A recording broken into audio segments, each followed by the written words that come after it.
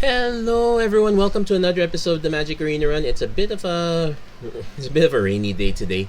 And we have our new festival. This time it's the Rise of the Obscura. So we played Obscura during the Rise of the Maestros. So does that mean we play Maestros now for the Obscura? I actually thought of that for a while, but let's go over the emblem. Whenever you attack, target attacking creature connive. So for the most part, it's a lot of card selection and creatures that are gonna get inordinately bigger. So why did we go brokers? Is probably the first thing you're gonna ask. So let's take a quick look. I already got my 2 wins really quickly with this one. Not perfect, but relatively fast. And primarily the reason is it's really about churning through the cards. Because the trick with connive is that it's more of card selection than actual card draw, so we want to supplement it with additional card draw. And if we happen to discard creatures and get them +1/+1 counters, so be it. We make the most out of it. I originally had the copy of Jugan to go with it, but in the end it felt a bit clunky, so it's something you might want to test out. There's an argument for discarding Shigeki for that. But we're looking for creatures that benefit from having +1/+1 counters like Allenbach Escort. Hopeful Initiate, also a very good combo. Death Bonnet Sprout. Combos more with the fact that a lot of creatures are going to end up in the yard, so we can take advantage of that. And it's also about getting the way clear. We also want to protect our stuff a bit, which is why we have a Linvala Shield of Seagate. Disciplined Duelist, very annoying if you can keep conniving, and decent protection as well. Rigo Streetwise Mentor is really about power 1 or less. We don't have that many, but we will have that on occasion, so it's about drawing cards with that. So unfortunately, we won't get it right away with Adeline, but probably with the human token on the next turn, so patience. Have Verdane because very annoying. A lot of people are going to be playing expensive spells. That said, we do have Metropolis Angel as our new addition. When you attack with 1 or more creatures with counters on them, you draw a card. So pretty solid there. Also have Falco Sparrow. You may cast spells from the top of your library by removing a counter in addition to paying their other costs. So kind of a throwback to the Maestros event as a way to recast spells. Otherwise, we tried to get as much evasion. Sigardan Evangel kind of clears the board. Suspicious Stowaway, very annoying to deal with. We have an Antique Collector, also has a can't be blocked effect, but also cast this late enough, it will give us a lot of clues to buy back. And I don't honestly think we're gonna be able to cast Coma, but why not? We are ramping up quite a bit for the most part.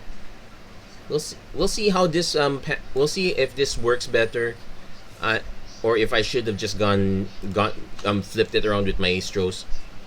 I was thinking with Maestros I would have gone with more haste creatures on the line, and I just realized my electric fan is on, so you're actually probably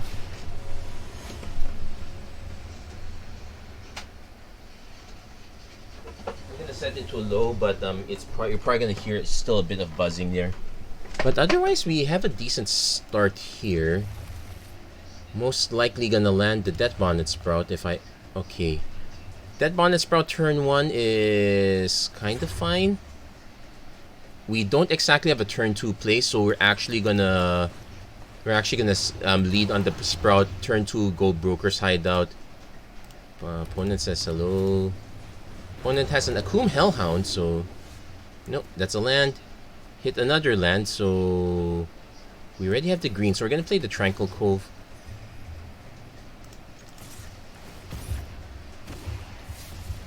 No, we don't. I do like Sigardan Evangel, but we can wait on this. Also, this transforms, so the counters will still stay, which is pretty good. I also like Torrent, so probably bin the Evangel. Opponent's probably going to be going as aggro as possible, so Akum Hellhound into... Okay, looks like mono red. I've seen so many people just go mono red. It's the very lazy way to do it. Though it actually does work well with the Hellhound. We've been milling lands, so not so great. We will play the Deserted Beach because we do want to play a tree drop.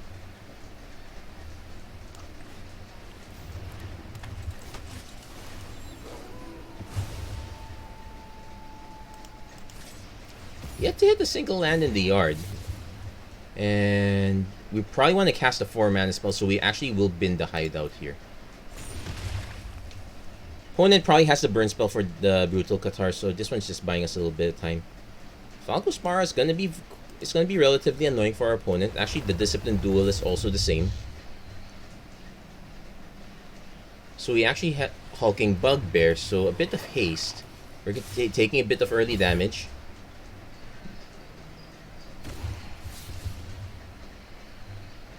So we need to decide what to bin, if ever. Nope. Okay, Portable Hole, not bad.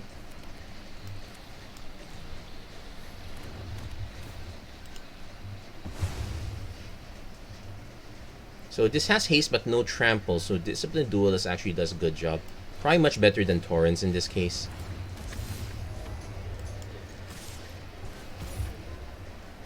So we are gonna buff the Brutal Cathar this time.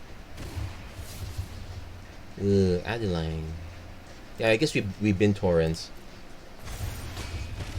So we now have 2 creatures in the yard. 1 more creature in the yard should get us a nice transform. Opponent leading on the mono red as usual. Bloodthirsty Adversary. Not enough mana to pay. We're most likely gonna just actually we'll do a check if our okay, opponent pumping the Adversary means we're going to block the Bugbear. They might have an intervening burn spell. Okay, they did not. Okay, we now get the transform. So we actually have quite a bit of choice here. So Luminarch Aspirant, Adeline is a very good blocker. So is Falco Sparrow for that matter.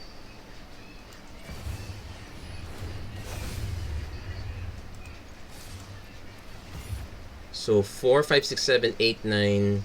We're gonna connive the Duelist. Let's see if our opponent. Oh, opponent does not have a response. Yeah, good game. So Disciplined Duelist. I'm still wrecking people outside of limited. We'll take that. Also, as far as I feel about people playing just monocolored decks, maybe not. Mono red can go really fast, but you're assuming your opponent's gonna stumble. If your opponent does not stumble, that becomes a problem. On the flip side, it means that you have to have a good curve at 2 mana, 3 mana. If we go back to our deck,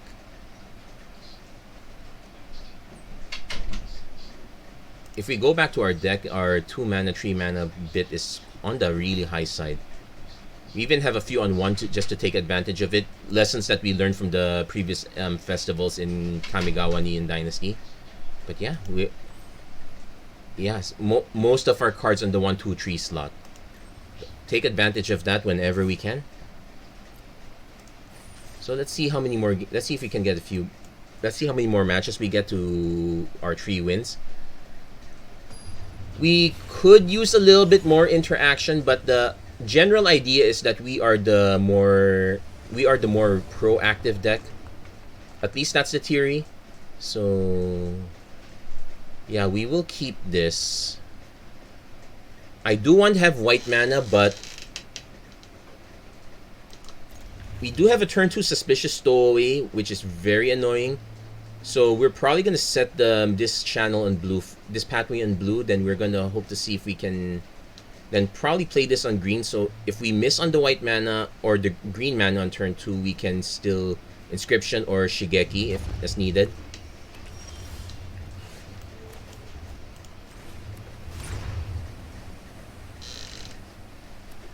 Opponent running the Maestro colors. Let's see if they have a. There is an argument for us going. Snooping UC, not the worst. Takes out the. Okay, so we did hit our green mana. The question is, do we lead on Shigeki or do we lead on the Stowaway?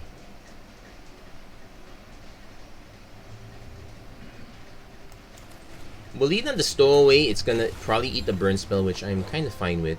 Also, if our opponent just buffs the Newsy, we can just Brutal Qatar. See what our opponent does. The alternate plan also is an alternate plan also is to just let this flip. Although 3-2 and 2-2 not that strong a difference. Opponent goes Eternal Thirst, so I would not call that the next level play, but it is a good play. I am concerned about discarding Command in case our opponents play. There is no evidence that our opponent is playing Reanimator.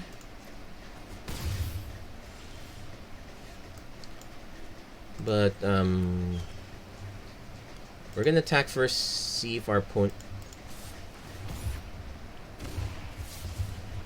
So we want to discard a card. Yeah, we'll discard Coma. He's a long way off.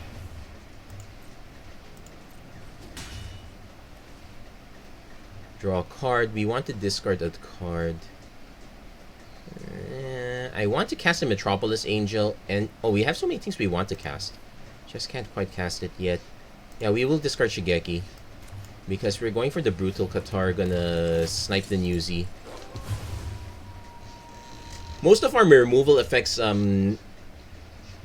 we do have a Fateful Absence, but otherwise most of our removal effects are kind of on the exile end of the spectrum. So Elderfang Disciple makes us discard a card.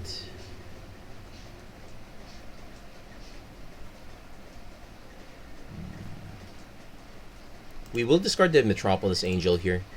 I'll feel bad if it turns out we do draw the mana, draw it, but I really want to hit an elite spell. I want to hit our... Okay, Clawing Torment, can't block, lose 1 life. Well, we did not draw the mana, so there we go. Going to see what our opponent's last card is. It's a land. Okay, that's not bad. We are going to connive the Brutal Qatar. So we are missing our lands. Yeah, we're going to discard the Malevolent Hermit there. We do get a bonus use. But our opponent being somewhat left behind, we are going to get an additional draw effect. So yeah, opponent's just going to... I really would not jump at this point. Your life total is still way too high. We finally hit our land, so... probably discard Abundance here. We have quite a bit of double white, so Henge Pathway is not the worst thing that could happen. Does our opponent have a Virtuoso? Becomes the target of a spell you control.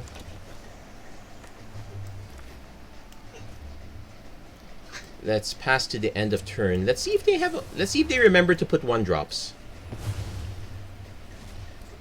They did. Shambling Gas. Actually, Shambling Gas is quite good. So we did hit Falco Spara.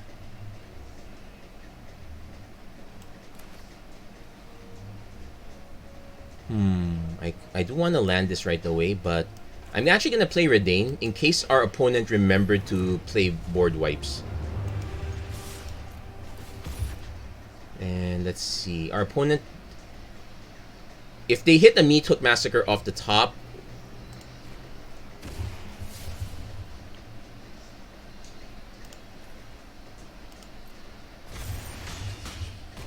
Yeah, opponent's a little bit salty.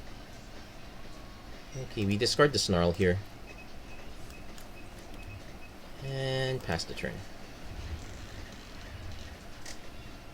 Opponent can now block... Okay, Wedding Announcement. Not bad, not bad. So, they will... Probably not gonna attack with Shambling Gas. Well, they could attack, but that's kind of meaningless. So they're just gonna make a token. Good. Yeah, we're losing life little by little. Whenever you attack with a creature with power 1 or less, so us buffing these guys is actually kind of a non-bow. So 3/6. I actually don't want to cast anything now.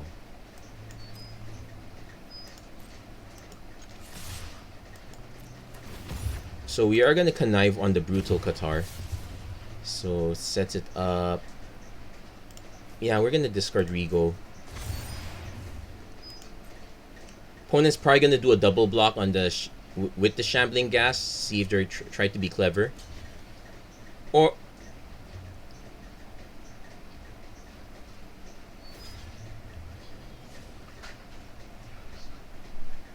actually, the smart play is just to chump block, because you probably want to use the Shambling Gas for some. Oh no, they're going for it.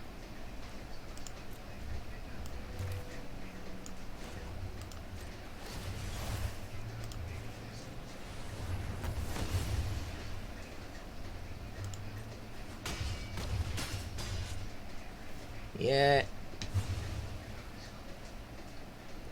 And we're gonna flip these guys. Yeah, the Redain is probably the most important piece of this puzzle here because it limits our opponent's board wipes.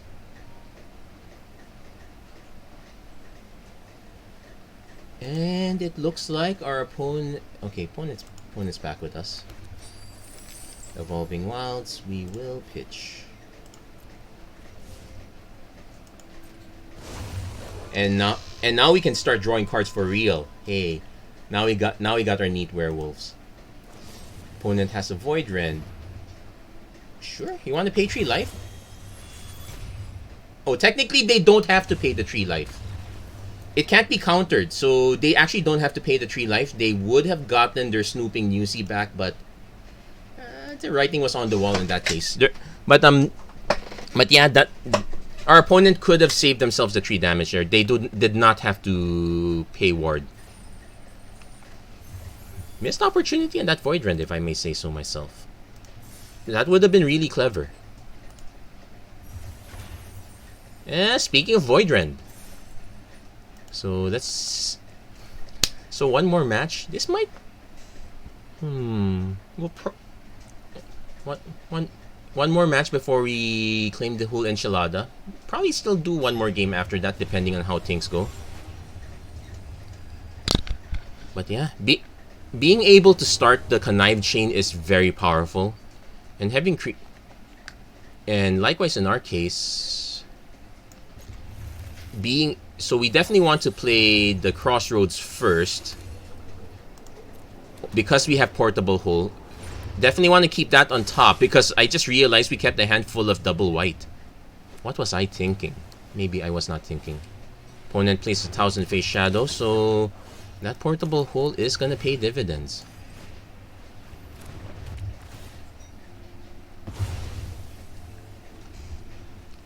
So there is... I'm most definitely gonna play Adeline first. Opponent has Clone Crafter, so... Well, they're gonna take the best of our cards. It's a good... They might have taken Coma. Interesting.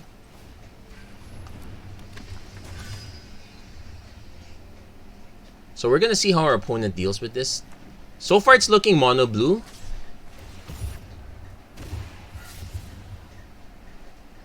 Now do note that there are enough 3 mana spells that change the power and toughness, so I'm actually gonna just take the damage for now. If they wanted to ninjutsu it, it's fine with me also. Now this only hits end steps, so there's no reason for me to... There is no reason for me to aspirant now.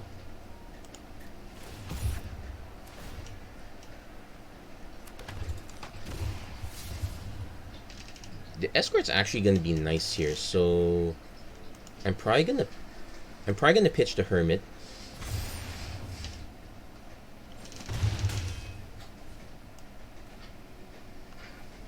So play the escort. Escort's gonna be do a really good job and with the lifelink indestructible. So mini synergy. Then yeah, we'll play the aspirant also. If our opponent has counter spells, which I do suspect. Oh, okay. Now that is a new addition. I'm not too familiar with alchemy these days. So opponent will have their own aspirant. Not the best card these days.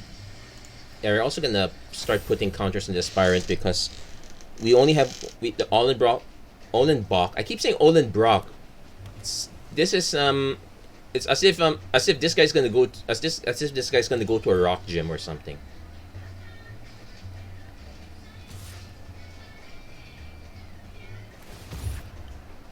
Opponent gonna take advantage of the conniving. So we will definitely block this time. And opponent concedes there. Wow, that was fast. Yeah, it looks like our start was a lot faster than theirs, but they also didn't realize we have a Wandering Emperor in standby. But or most likely our opponent they might have confused it with their previous creature, which had flying, which we happened to put in a portable hole. So that's all of our rewards already. We're gonna do one more. We're gonna do one more game, one for the road. But yeah, actually playing all these festivals, there are some consistent teams that will always happen. Like the abilities change, but there is still some consistency. Here they just say it's conniving. You draw this card and you put a +1/+1 counter. It was very similar to the ninjutsu event. Actually, was that the no? It was very similar to the warriors event. So we're definitely keeping this one. So Sparrows and we would prefer to have a mana of another color. Okay, let's make sure this is Boseiju, so opponent hits the Aspirant.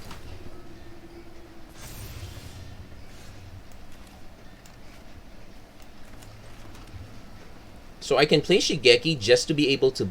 Well, it doesn't really block it. Yeah, we'll play Suspicious Stowaway. Maybe force our opponent to hit with removal, I guess. We do have our own Brutal Qatar on standby if it gets their opponent's playing white-black. Ethereal Escort, so choose a card in your hand. So thank goodness, not this guy. This guy's still gonna be annoying. We're gonna have to decide which one to nuke. Opponent nukes a land though, so we'll take the hit first. This might be a disaster for us.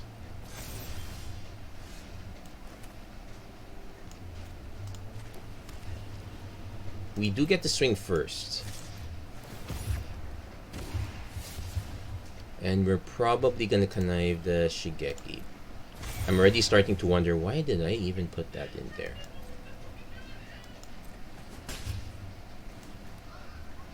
Draw this card. We definitely need land since eventually, so we're going to probably pitch... We're gonna pitch the Antique Collector.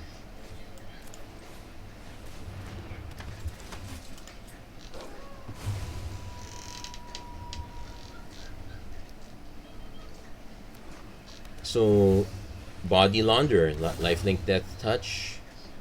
Might be an argument for not casting a spell. Otherwise, if we hit the land... Okay, opponent did not cast a spell, but we're not gonna block. Probably buff... Oh, they're gonna buff the Aspirant, so it gets out...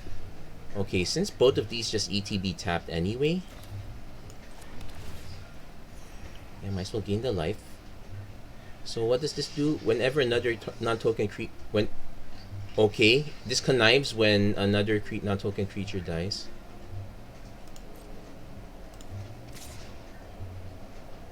This has Death Touch, so... Ooh, Portable Hole. So, probably gonna...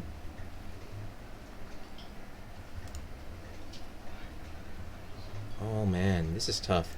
I'm actually gonna discard the Cave of the Frost Dragon here.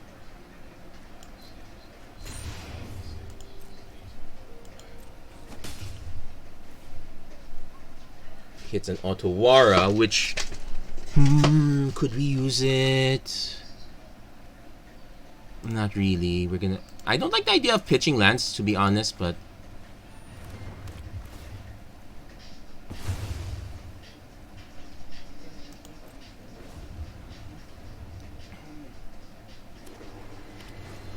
Opponent has an Elite Spellbinder.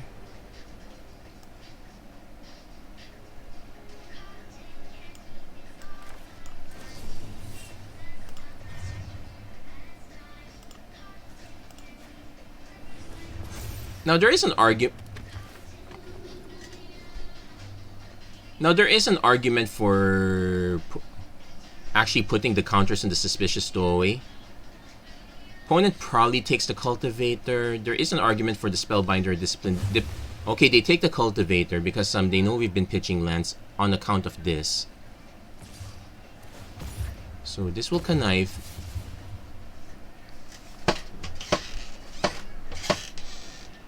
Now an interesting note is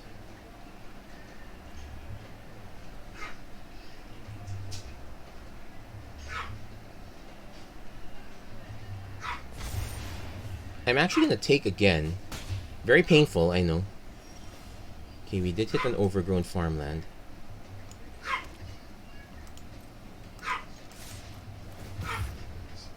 I'm gonna connive the suspicious stowaway.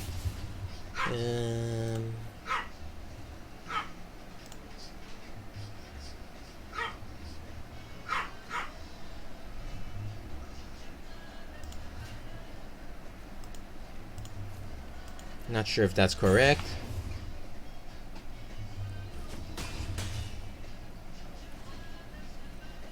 Okay, hit the broker's charm, so let's see. Definitely want to keep that, so I guess we do bin the duel. We bin the spellbinder. The duelist is still doing good work here. We can pass the turn, flip everyone, see what our opponent's follow-up is, but we do have broker's charm for one thing or another. Worst case is to draw 2 cards, but we're most likely gonna snipe the body launderer. Okay, let's see what our opponent does. There are good people in this city, and I will protect them. We're not gonna wait.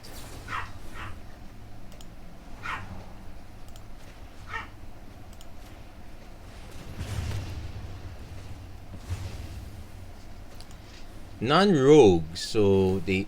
yeah. Not too bad. So the elite spellbinder becomes a problem because that's going to start conniving. We might actually still fall behind at this rate.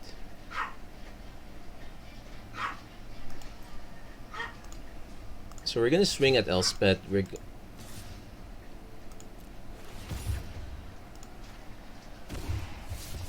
Death Bonnet Sprout, that's actually a good one. So we'll probably discard the Snarl here. Opponent's forced to block, that's expected. And oh yeah, the reason for keeping this is because we get to cast 2 spells.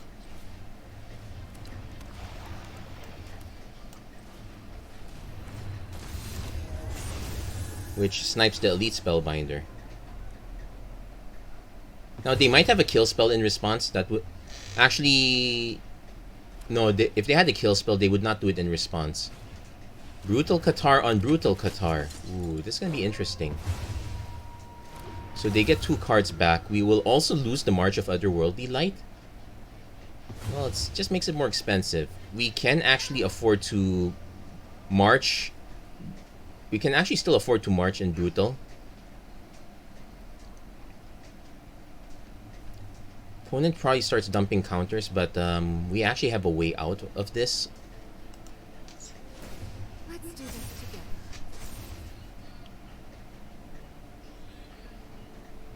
Opponent Blood Chief's Terse snipes that. The lifelink doesn't really do much. Okay.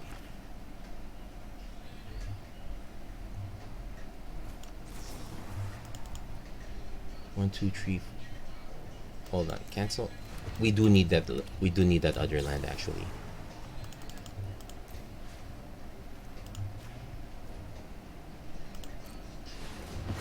We can cast a Quantrix Cultivator next time.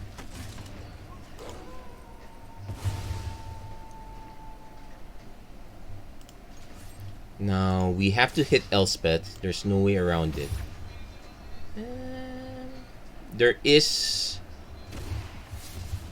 Ooh, we lose Linvala, but yeah, that's a...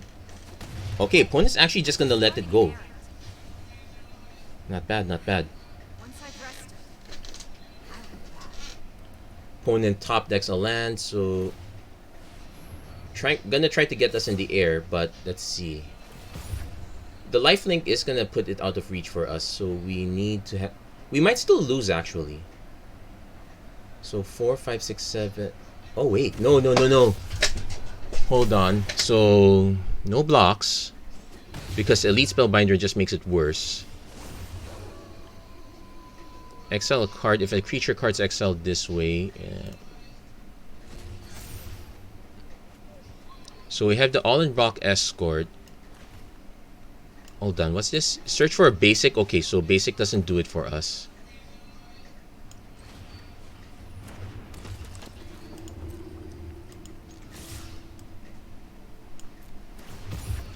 So we're gonna connive the duelist, see if we hit. Yep, we hit the tracker. So let's see. 4, 8, 9, 10, 11. Disciplined Duelist, wrecking games. And the lifelink also helps too. Whoo-wee! That was, yeah, that was very. Now that was a lot closer than most, but yeah, it's in a format that's all about creatures. We want to look for the best ones. I probably would have done what our opponent did if I had not already played an Obscura deck earlier. So one of the few differences there. That said, there are many ways to go about this, but yeah, I just wish you guys the best of luck, and remember to always keep aggro in this particular format. That's gonna be it for this episode of the Magic Arena Run. Let's take a look at the pack, at least some packs. If you like what you see, please don't forget to like, share, and subscribe. Turn on notifications and whatnot. I never thought about putting this guy in. Probably would have worked actually. Did I say guy? I mean gal. Maul of the Skyclaves. I also considered putting a copy of Maul in. It would have wrecked a lot of matchups depending on what our opponent had. But I felt like I really wanted more creatures. Anyway, that's going to be it for this episode. Thank you guys so much for watching. I hope to see you guys again next time. Take care. God bless. Stay safe wherever you are. Have a great week, everyone. Take care.